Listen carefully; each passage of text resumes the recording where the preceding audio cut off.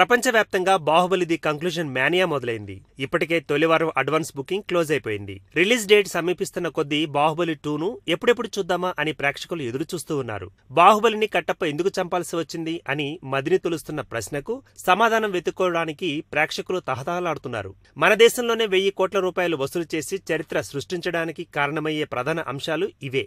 భాషలకు అతీతంగా ప్రపంచవ్యాప్తంగా సినీ ప్రేక్షకులను ఒప్పించడంలో దర్శకుడు రాజమౌళి బాహుబలిని తెరకెక్కించడంలో పూర్తిగా సఫలమయ్యారు. 2015లో వచ్చిన బాహుబలి ది కంక్లూజన్ సినిమా సినీ అభిమానులను ఒక్కటిగా చేసింది. ఊహలకు అందకుండా రికార్డు కలెక్షన్లను వసూలు చేసింది. బాహుబలి 1 చూసిన వారికి చూడని వారికి బాహుబలి 2 చూడాలనే తపన మొదలైంది. ఈ మేనియా తెలుగు రాష్ట్రాల్లోనే కాదు, తమిళ, కన్నడ, మలయాళ, హిందీ రాష్ట్రాల్లోనూ జోరుగా కనిపిస్తోంది. బాహుబలి సిరీస్ లో బాహుబలి, బళాలదేవ, శివగామి, కట్టప్ప ఇలా ప్రతి పాత్రను దర్శకుడు రాజమౌళి మలిచిన తీరు ప్రేక్షకులను కట్టిపడేసింది. అద్భుతమైన సెట్టింగులు, హంగులు, టెక్నాలజీ లాంటి అంశాలు ప్రేక్షకులకు కొత్త అనుభూతిని కలిగిస్తాయి. అవే బాహుబలి చిత్రానికి బలమైన అంశాలుగా మారాయి.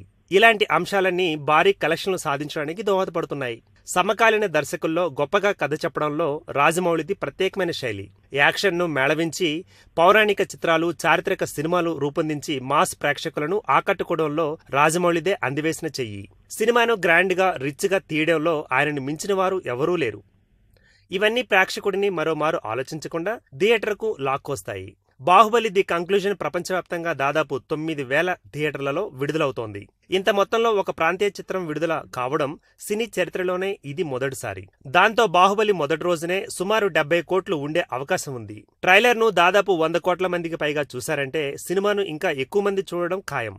దీంతో ఈ సినిమా 1000 కోట్లు అతి సునాయాసంగా వసూలు చేయడం తథ్యం అనే మాటను ట్రేడ్ అనలిస్టులు చెబుతున్నారు. ఆంధ్రప్రదేశ్, తెలంగాణలో ప్రత్యేక ప్రదర్శనలకు ప్రభుత్వాలు అనుమతిని ఇచ్చేశాయి. తెలుగు రాష్ట్రాల్లో 5 లేదా 6 షోలు ప్రదర్శించే అవకాశం ఉంది.